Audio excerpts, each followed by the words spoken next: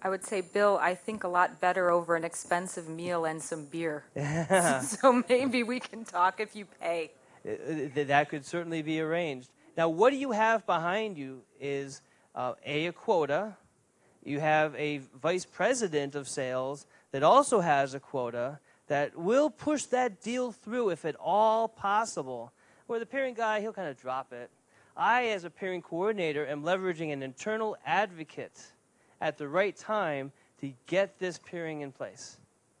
That was one of the tactics that the peering folks shared with me, and it has in fact led to peering. But it has also led to bad feelings. In the case of, I can't remember the name of the ISPs, and I probably shouldn't say if I could remember the names, but one of the Tier 1 ISPs did a deal like this, and the customer went down this path, and at the end of the contract term, they said, okay, I'm ready to convert this to peering. I meet your peering prerequisites. And they said, oh, I should have called you. The peering requirements have changed. The bar is now this high. But if you'd like to do the same deal again, we can do it for another year. And that caused this particular ISP to get really annoyed. And they did tactic number 3, called the end run maneuver.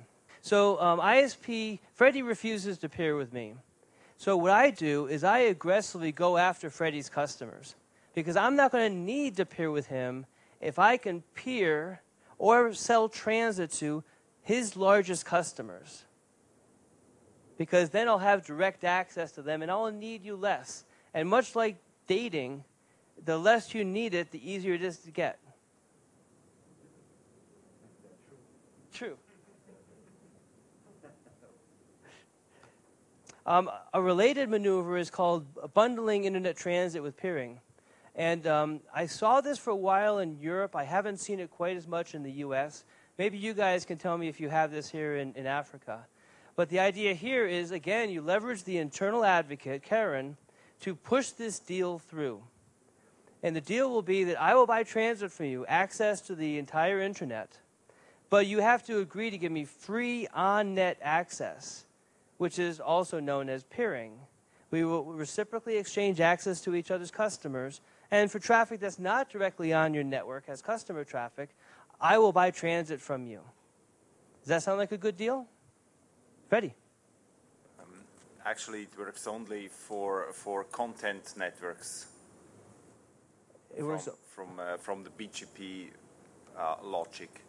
So it's not a good deal or a good tactic for eyeball networks. Can you say more? I'm not sure I understand why it wouldn't be good for anyone. Well, so B is the transit of A in that case. Transit and the peer. And the peer. Mm-hmm. But if A pulls a lot of traffic from B to A, B will always use the more expensive path. Yeah, that actually did come up in the conversations. Some of the guys said that the reason this isn't a very popular approach is because both parties can manipulate the path that traffic takes. Yeah. The transit guy wants to force the traffic along a path for which he can charge, while the other guy forces the traffic along the free path. Think of A would be eyeball, has massive amount of eyeball, and would start send more specifics over the peering connection to B that would take away traffic from the transit, from the expensive path. Right. But B would figure that out, and they would send then traffic all through the peering connection and wouldn't be happy about this. So it's only working if A has a lot of servers and B has eyeballs. Again, at a very valid point, the manipulation is certainly possible here. It kind of goes against the spirit of that. Who's there? I saw a hand raised. Okay. This one is a little bit counterintuitive. To maximize your peering, the seasoned peering coordinator said you should be careful about who you buy transit from. It said you should buy transit from the most restrictive Tier 1 ISP in the ecosystem. Now, why do you think that would be the case? The guy that's the biggest jerk that won't peer with anybody, that is so restrictive, even the other Tier 1s hate them. Why?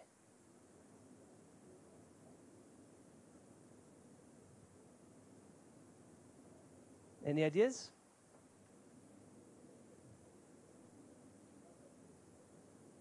Shoot. Because maybe tier 1 will not accept for transit traffic of ISPP or peering with ISPP. So ISPP will be enforced to go through ISPA. Yeah, ISPP will be enforced to go to ISPA, through ISPA to see the other internet or the other peering through S. Well, I think you're kind of close. The answer the peering guy said, since the definition of this SISP is he's the guy that won't peer with anybody else. He just will not peer. Therefore, the number of people that he does peer with is very small.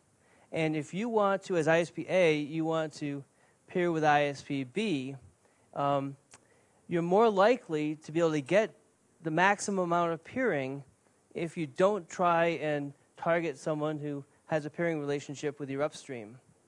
Your upstream ISP will say, I already hear your routes for free, if your upstream ISP is a bit more open to peering with other folks. But since you're buying transit from the most restrictive Tier 1 ISP, you're least likely to run into the case where your target already hears those routes for free. The problem with this scenario, though, is you're reinforcing antisocial behavior. You're reinforcing and giving your money over to the most restrictive Tier 1 ISPs in the ecosystem. So a lot of times people don't like this particular tactic, but it is one that helped them maximize peering. Transitional paid peering is actually fairly common in the international arena. And in this scenario, AT&T, for example, will say, we will peer with networks of similar scope and scale, but you have to meet the following requirements. You need to be in Europe in 4 locations where we are.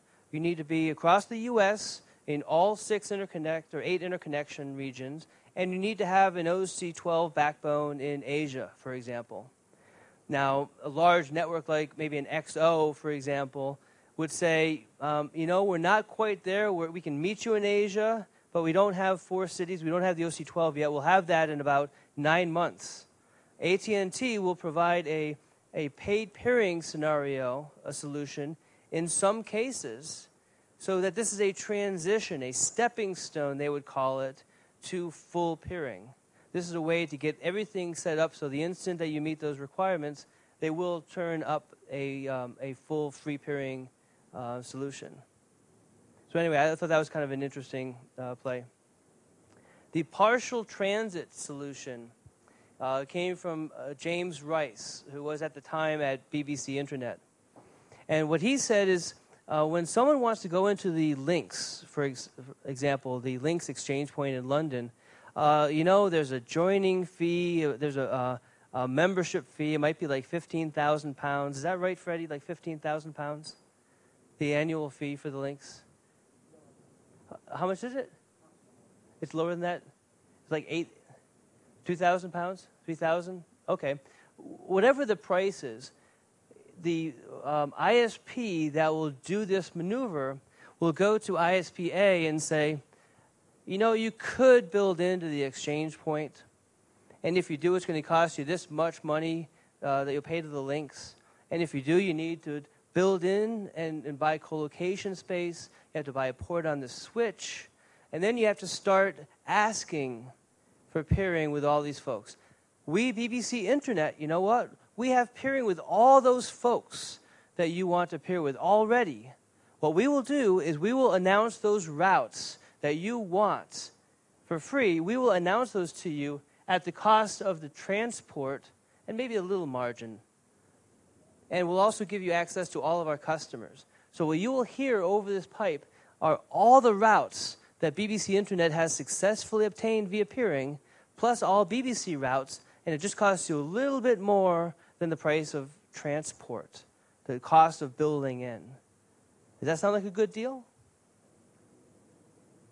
That's a reasonable alternative And I say alternative because this is an alternative. This is not real peering.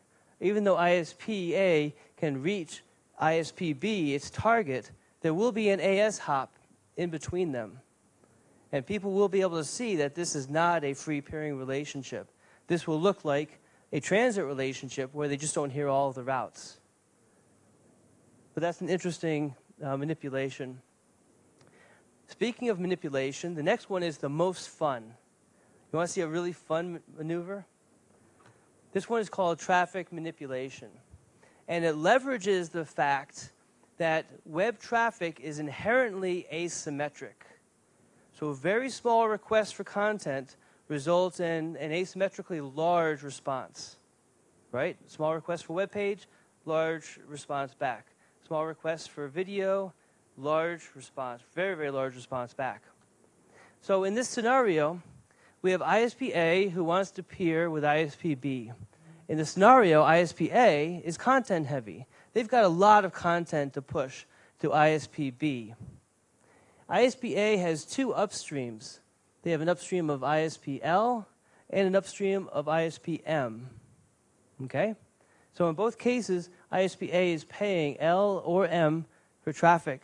Now ISP-B has a peering relationship with ISP-L, but they have an upstream relationship with ISP-M. So they pay M for traffic exchange, but they get traffic exchange with L for free for all of L's customers, which includes A.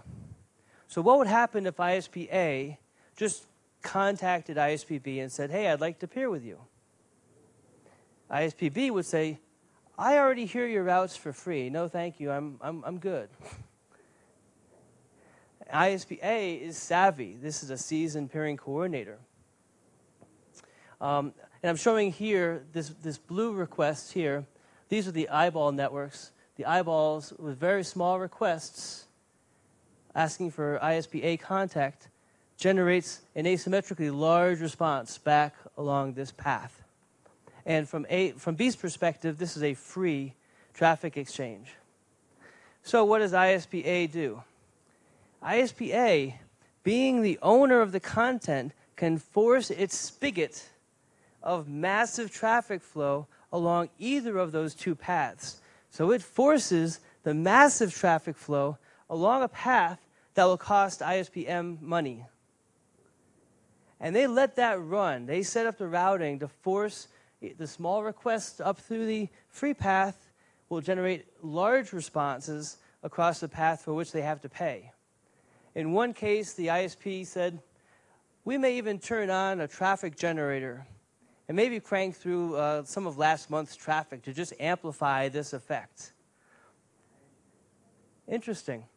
So then, after that's running for a month or so, they'll phone up ISP-B's peering coordinator and say, hey, you know, we've had an enormous increase in the amount of traffic we're sending to you. Can you take a look? I'm seeing about 25, 35 megabits per second more. And I think, you know, we have this big event coming up. So I think this is going to be much larger.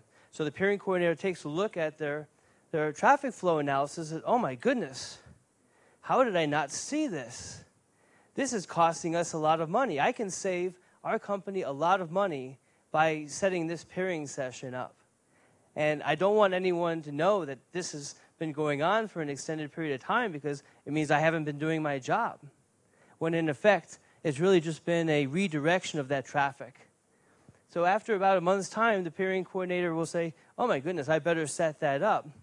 And then the ISP-A will bring it back to sending all their traffic through the direct peering relationship and go on to the next target in their list.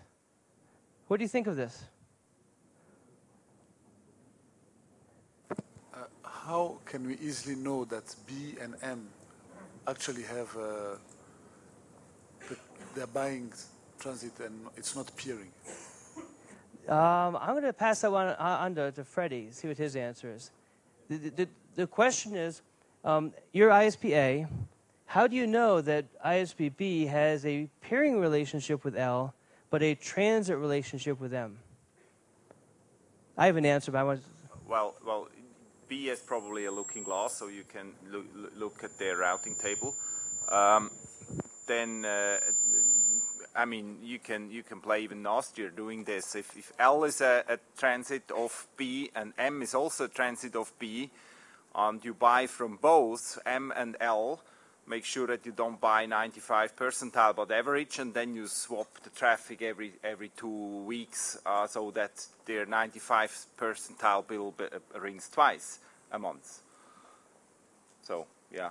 So I'm not sure if you heard the answer. You can actually tell if it's a transit relationship versus a pairing relationship. You can't tell if there's no money being exchanged, but you can see if you go through that particular network to get to some other destination that that's probably a transit relationship as opposed to one that's just the reciprocal exchange of access to an adjacent network. So if Looking Glass is running, you can figure that out. You can't always tell if there's money being exchanged. That pairing relationship might actually be a paid pairing relationship. That's entirely possible.